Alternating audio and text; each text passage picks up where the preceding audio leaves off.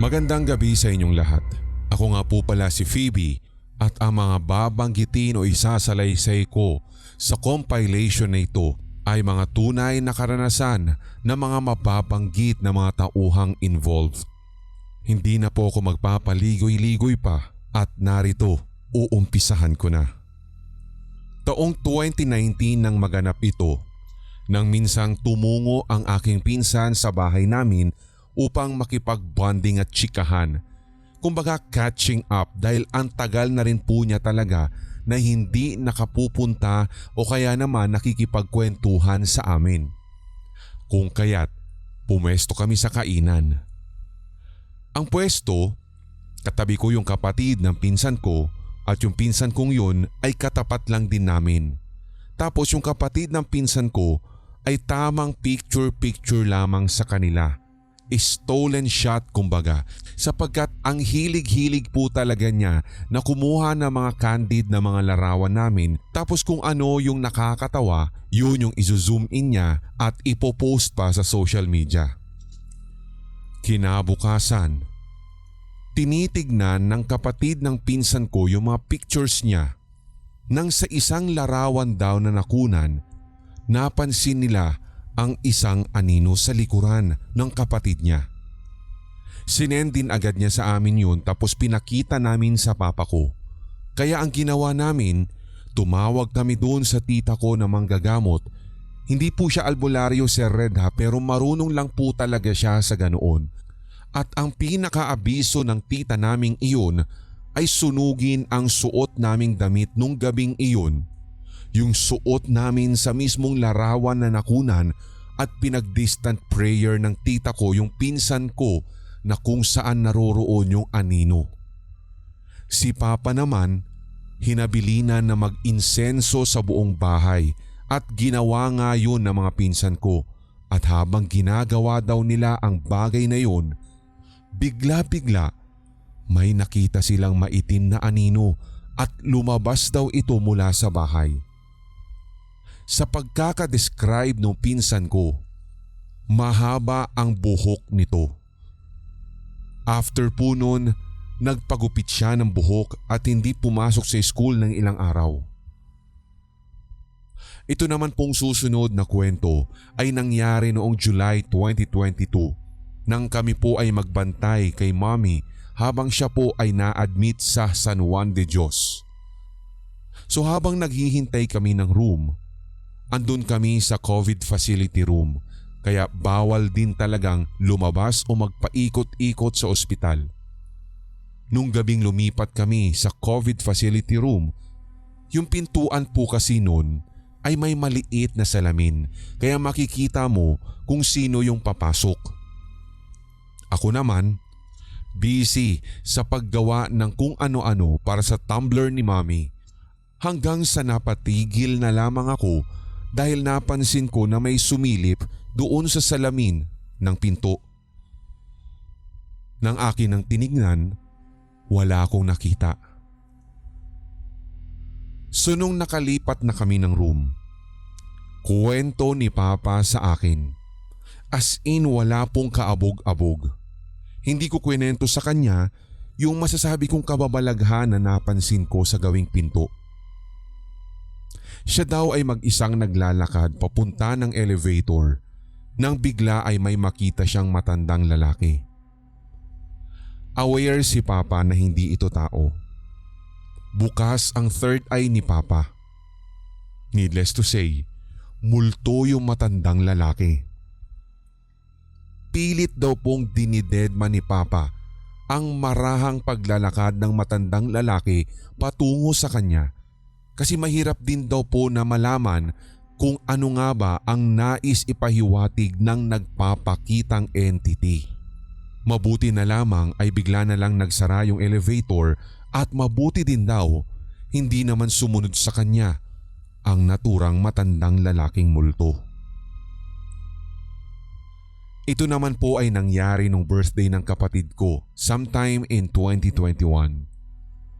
Umuwi kami sa Laguna at nag-night swimming po kami. May swimming pool kasi doon sa katapat ng villa namin. So habang kaming lahat ay nagkakasiyahan, nagsiswimming at kung ano-ano pa, biglang napatingin si Papa sa taas ng villa at may nakita daw po siyang babae na titig sa amin mula sa taas. Yung tingin daw po niyang iyon ay parang ang tindi ng galit, ang sama at nanlilisik. Ang pagkakatanda ko ng itsura niya base sa description ni Papa ay mukhang mayaman at animoy, may mataas na posisyon na engkantada. Sabi nga ni Papa, para nga daw itong nagpapaypay pa. Kaya ang ginawa ni Papa ay binuksan o switch on ang lahat ng ilaw sa taas at bigla na rin siyang naglaho. Mapuno po kasi ang lugar na iyon sa Laguna kung saan kami nag-night swimming. Kaya't sabi ni Papa, hindi malayo na kami ay nakakagambala ng mga katulad ng ganong nilalang. Ang susunod namang kwento ay nangyari nung ako po ay nag-work na sa isang kilalang bilihan ng LPG. Sinagot ko ang tumawag sa telepono sapagkat magpapa-deliver ito. Kaya agad kong hiningi yung information hanggang sa dumating na yung rider namin at ibinigay ko sa kanya ang inilista ko. Napatigil bahagya ang rider namin. Napakunot ang noo niya at pagdakay tumingin sa akin. Cristobal? Ma'am, babae o lalaki po yung nakausap niyo? Babae. Bakit? Ma'am, patay na po ito eh.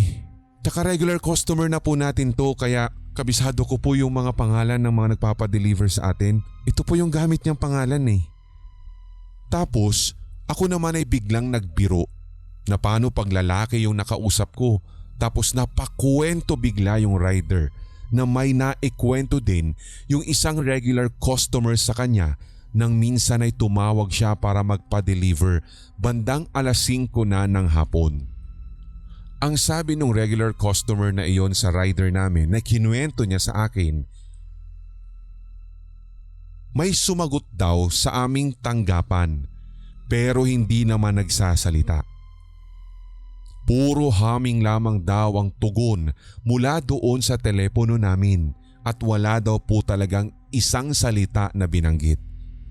Kaya nagsabi yung rider na, "Sir, imposible po na may sumagot sa telepono ng ganong oras. Sarado na po kami nun." At kinilabutan talaga ako matapos niyang ikuwento iyon. Susulitin ko na po ang pagkakataon. Ito naman pong susunod ay experience ko nung bata pa lamang ako at sa pagkakatanda ko ay parang nasa grade 5 na ako nito.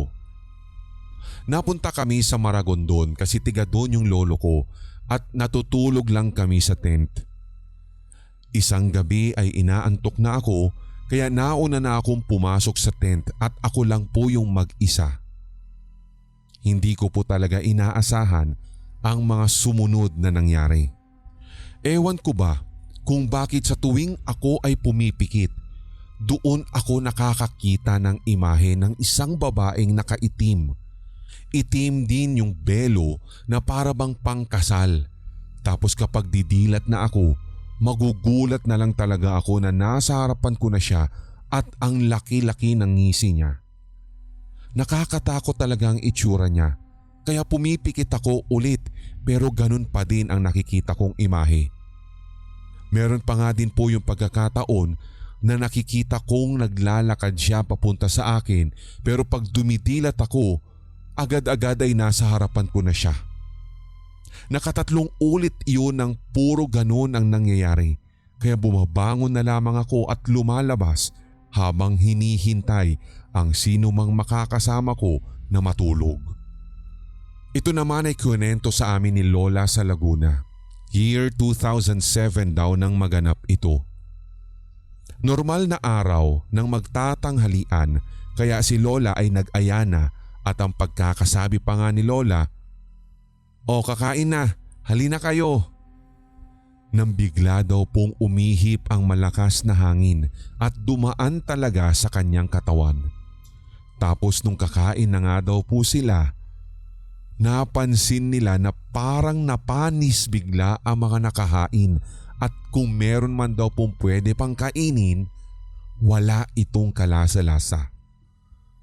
Napaisip na lang si Lola at baka daw po may natawag siya na mga nilalang mula sa mapupunong bahagi ng kanilang kapaligiran sapagkat ganun po talaga ang kanilang lugar sa Laguna. Hindi po ako sigurado kung taong 2011 o 2012 nang maganap ito sa bahay namin. Gabi-gabi po kasi ay tinatahulan o may tinatahulan ng aso namin. Yung tahol na galit at para bang merong nakikitang hindi pamilyar na tao. Palagi ay napapansin po namin na nakatingin ito at parang may sinusundan papunta ng second floor namin. Hanggang sa doon siya lilipat sa tapat ng terrace namin at doon siya magtatatahol. Minsan naman ay nasa taas na yung aso namin tapos tahol pa rin ang tahol. Pero sa pagkakataong ito ay sa hagdan naman. Para bang meron siyang pinipigilang umakyat na kung sino o anuman. Kami naman ng kapatid ko ay takot na takot sa tuwing gano'n ang ginagawa ng alagang aso namin.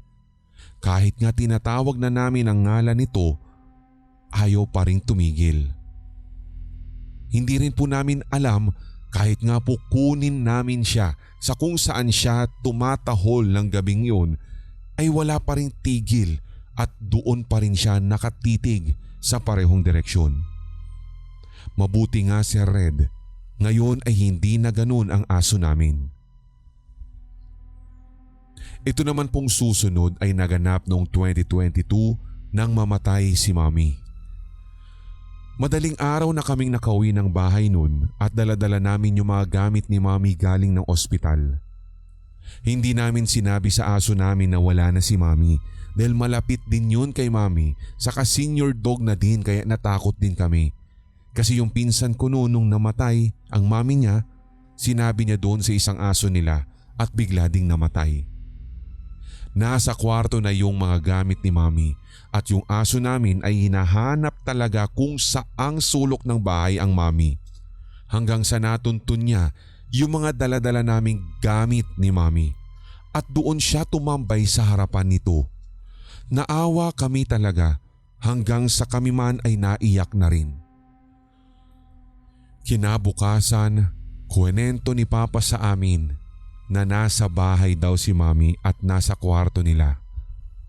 Malamang ay nakita ng aso namin iyon kasi kumakawag daw ang buntot ng aming alaga at ito yung madalas niyang ginagawa sa tuwing sinasalubong niya si Mami. Sabi ko nga kanina, open at active ang third eye ni Papa. Kaya pagkatapos naming ipabless yung urn ni Mami ay nagsimula na kaming maglinis at ayusin ang lahat ng mga naiwang damit o gamit ni Mami at napansin na lamang ni Papa na wala yung damit ni Mami na regalo niya noong birthday niya. Kaya tanong tuloy, kung naibigay niya ba sa akin yung damit, kaya hinanap ko pero sabi ko sa pagkakatanda ko ay wala. Inabisuhan ko nga si Papa na baka nadag-ana ng ibang gamit yung damit na hinahanap niya. Hinanap ulit ni Papa ang damit na iyon pero wala talaga. Ang alam ko din kasi ay nakasampay lang din sa may kwarto nila ito pero wala talaga nung hinanap namin. Ang estilo nung damit ay sleeveless na parang Chinese style at parang linen kung hindi ako nagkakamali. Kaya sabi ko na lang baka kinuha ni Mami iyon kasi hindi niya naisuot yun dahil na ospital na siya. Since ito nga't sabi ko nga ay susulitin ko at habang umaapaw ang lahat ng mga memorya ko tungkol sa paranormal, akin na rin pong ibabahagi ang nangyari sometime in 2022 month of July. Sa pagkakatanda ko, may katawagan ako via messenger nun at ito yung kaibigan ko na pangalanan na lamang po nating Yuki. Ang oras nito ay bandang 1:00 hanggang 2:00 na ng madaling araw. So bukod sa nakasaradong pinto ko, nakasara din o nakaswitch off din ang ilaw sa kwarto. So habang nag-uusap kami ay nakaramdam ako ng pagkaihi kaya nagpaalam muna ako. "O Yuki, CR muna ako ha." Sige, hantayin na lang kita," sabi niya.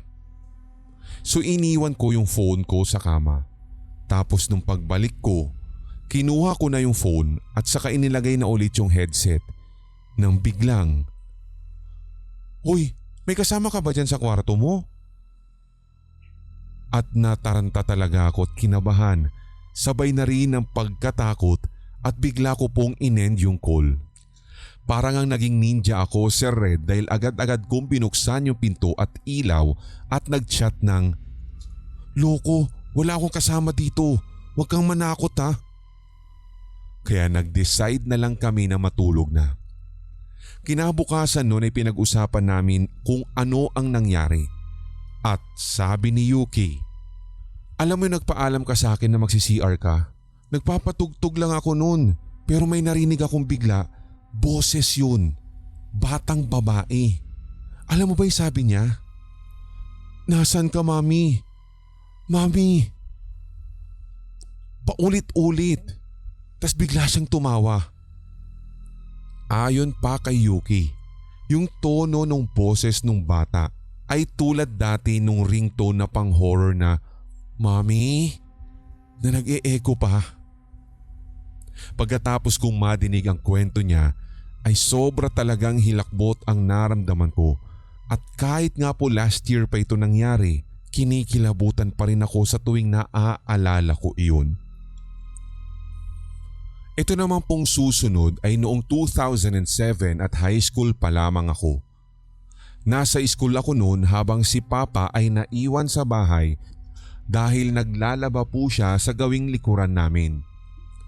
Malawak po yung likurang bahay at madami ding puno. Ayon sa point of view ni Papa,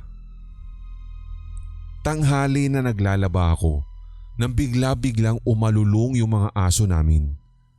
Yun bang alulong na parang natatakot at kitang-kita ko talaga na bahag yung buntot nila. Nung tiningnan ko, nakita ko ang isang lalaki na parang ermitanyo. Mukhang hukluban ang muka at bigla ko tuloy itong naituro. Tinanong ko pa nga kung saan ka galing? Yung matanda siguro ay narinig o naintindihan yung sinabi ko, tas bigla siyang ngumisi sa akin. Naglakad siya papunta sa may sagingan at biglang natuyot yung saging na yun. Namatay bigla yung halaman at naglaho din yung matanda. Matagal akong natulala doon. Para bang napako ako sa aking kinatatayuan at hindi na nakagalaw. Hindi ko nga din alam kung ilang minuto ako sa ganoong posisyon hanggang sa nahimasmasan ako at nanghina kaya hindi ko na tinuloy ang paglalaba. Umakyat na lang ako sa kwarto, naligo at pagkatapos ay natulog. Nang ikwento nga sa akin ni Papa ang bagay na iyon, kinilabutan talaga ako, Sir Red. Ito naman pong susunod ay naganap po nung nasa ospital pa si lolo ko at na-confine. POV pong muli ito ni Papa at kwento lamang po niya sa akin. Mga 1 AM na siguro iyon nang lumabas ako. May bibilhin lang. Bago ako makarating sa room, may nakita akong batang lalaki at sa tansya ko ay parang nasa 6 na taong gulang. Naglalaro siya ng bola at sige yung dribble niya. "Uy bata, huwag kang maingay kasi natutulog na yung mga pasyente dito." At nginitian lamang ako nung batang iyon sa katumakbo. Nang matunton at magawi na ako sa nurse's station, "Nurse, Nakita mo ba yung bata doon na naglalaro ng bola? Nasaan yung mga magulang nun? Late na kasi, sige pa yung dribble niya doon. Ay, hala kuya, wag naman kayong manakot. Wala pong bata na gumagala ngayon dito. Tsaka bawal din po kasi. Hindi na ako nakapagsalita nun. Okay na lang ang tanging nasabi ko, pero sa loob-loob ko, kinilabutan ako. Kung kaya't para hindi halata, umalis na lang ako. Wala naman sa isipan ko kung multo yung nakita ko, dahil talagang solido ang katawan at may anino yung bata. Hanggang sa kwenento po ni Papa ang detalyeng iyon. Sinabi din niya na baka yung batang yun ay may sakit at dito rin sa ospital namatay. Nakasuot kasi yung batang iyon ng polong puti at nakashort ng kulay itim. Cute daw yung bata at nakita niya ang mukha nito. Mukha din daw na may kaya o mayaman. Hanggang sina mami at tita ko rin ay may naikwento na parang may pagkakahawig sa kwentong ito ni Papa. Base sa kwento ni tita at ni mami, nung naliligo daw si mami, naka-heater siya kasi malamig talaga doon sa aircon room. Hindi naman lingid sa kaalaman ng inyong mga tigapakinig na kung halimbawa gagamit ka ng heater at may katagalan ay magmo-moist iyon. So nang matapos na nga daw pong maligo si mami at sakto nang humarap daw po siya sa gawin ng salamin, doon ay may nakita talaga siyang nakasulat ng he. Ay syempre, sino ba naman ang pwedeng magsulat nun gayong siya lamang ang naroroon daw sa loob? Si tita naman ay may same scenario pero ang nakasulat naman daw sa salamin ay ho. Kaya nung nagkwento sila, ang kanilang konklusyon na pagtripan sila ng multo. Isasali ko na rin po ang kwentong ito.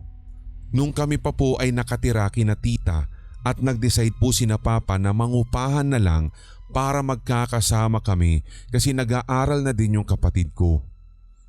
Elementary pa po kaming pareho pero yung kapatid ko ay kinder. Ang itsura ng apartment namin, yung first floor, pagpasok mo, direkta ka na sa sala. May TV doon na babati sa'yo. Paglagpas mo, kainan, tapos paglagpas mo muli ay kusina. Sa second floor naman ay may 2 kwarto pero 1 kwarto lang ang ginagamit namin kasi yung isa doon inilagay lahat ng damit namin ng kapatid ko. Ito yung ilan sa mga experiences ko sa bahay na nilipatan namin. Sa kwarto nun, magkakasama kami ni na Papa.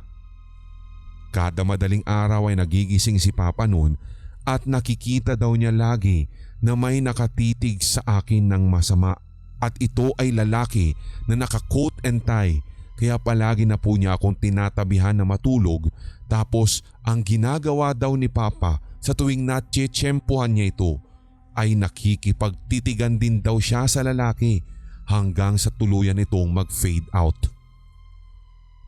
Ito naman ay experience ko nang minsang naliligo ako at nung natapos na at nagtatwalya na, napalingon ako sa toilet bowl namin at nakita ko ang kapatid ko. Biglang nawala at nagulat talaga ako noon. Tapos lumabas na ako at tinawag ko si Mami. Hinanap ko ang kapatid ko. Ang sabi niya ay nasa kwarto at natutulog. Napatanong si Mami kung bakit. Sabi ko, ano ginagawa niya sa banyo? At umakyat na lang ako at hindi na pinansin. Experience naman po ito ni nanay, who is my lola.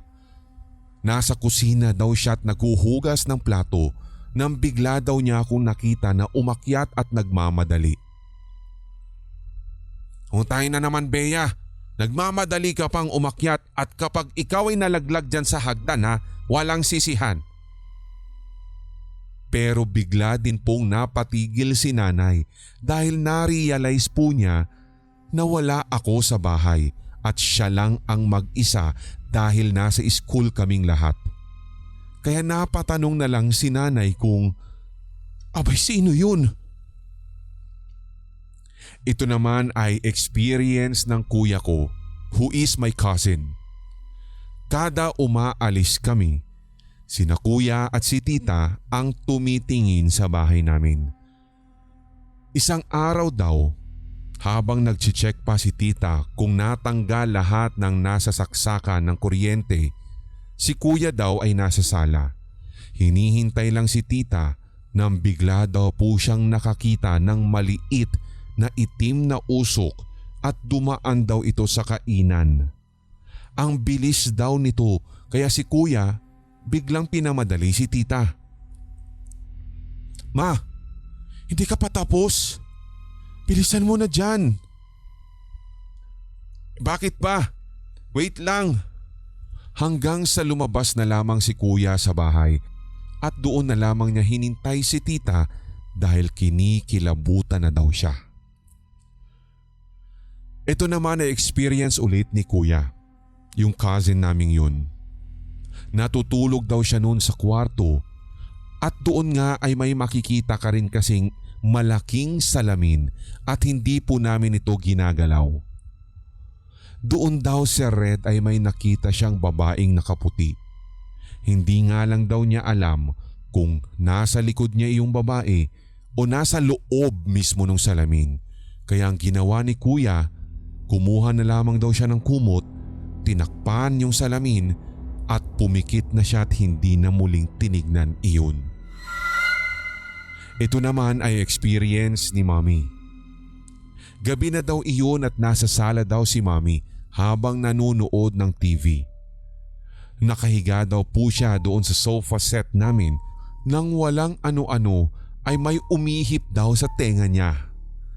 Akala nga daw niya ay kami yun at binibiro lamang namin siya kaya tinignan niya kung saan kami pwedeng magtago. Hanggang sa napatigil siya at na-realize niya na siya lang ang naroroon. Bigla na lamang daw po niyang pinatay ang TV saka kumaripas ng takbo patungo sa kwarto.